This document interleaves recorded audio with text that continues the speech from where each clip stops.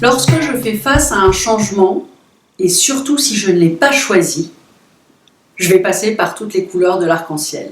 Et vous aussi et nous tous. C'est un processus normal.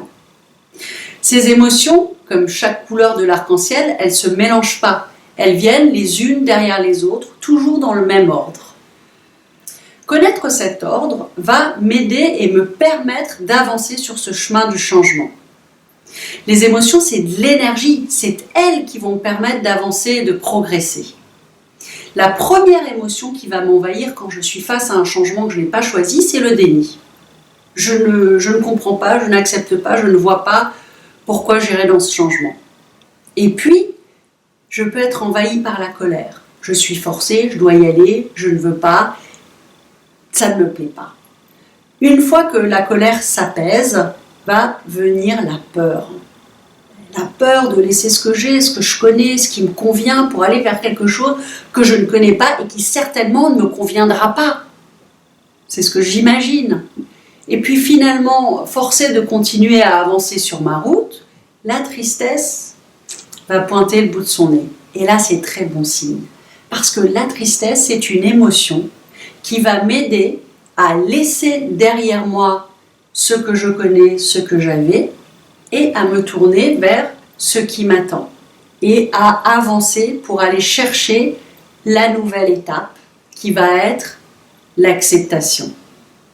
Alors, cette courbe, ce passage du déni à l'acceptation, il peut se passer en quelques secondes, mais parfois ça peut prendre plusieurs mois en fonction du changement, en fonction de ma difficulté à avancer. Je me propose et je vous propose de vous laisser traverser par ces émotions qui sont comme autant d'étapes nécessaires. Et parfois, on peut avoir le sentiment que ce changement est négatif, qu'il ne va pas être bon pour moi. Et au final, c'est autant d'opportunités et de chances auxquelles je n'aurais jamais pensé. Et vous allez le voir dans cet extrait avec Catherine Deneuve dans Potiche. Ça s'est bien passé hier soir avec ton acheteur allemand ? Oh, fous-moi la paix, Suzanne. Si tu veux mon avis. Ton avis? Quel avis? Tu as un avis? Mais Robert... Ce que je te demande, c'est de partager le mien. Sinon, tout le reste est des paroles et de l'énergie perdue. Allez, tais-toi un peu. Madame, c'est horrible. Une grève ? Oui. Par défaut de négociations rapidement entamées, il y aura un durcissement de la grève. Tu l'as fait que je l'avais prédit.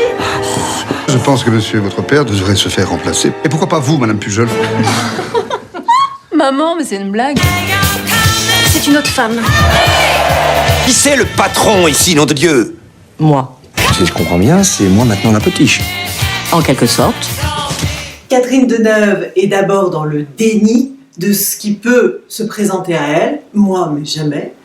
Ensuite dans une forme de colère face à cette situation qui lui tombe dessus alors qu'elle ne l'a pas du tout anticipée. Arrive assez vite la peur de ne pas y arriver, la peur de ne pas assurer, la peur de se retrouver dans cette situation de grève dont elle ne sait pas quoi faire. Une forme de tristesse, de se retrouver plongée dans un univers auquel elle ne connaît rien et de lâcher une forme de confort qu'elle connaissait bien avant. Et puis assez vite, une acceptation et elle voit comment s'emparer de la situation et la retourner finalement à son avantage. Avoir en tête toutes ces étapes d'un changement, c'est très précieux pour pouvoir l'accompagner chez quelqu'un à qui on demande un changement et ne pas présumer du fait que ce changement est facile, parce que s'il est facile de mon point de vue, ça ne veut pas dire qu'il est facile pour l'autre. Et puis ça peut aussi être très utile pour m'accompagner moi-même face à un changement que je subis. Je vais pouvoir suivre ces étapes, les observer, les intégrer et du coup, petit à petit, aller voir ce que me propose ce changement. À vous de jouer.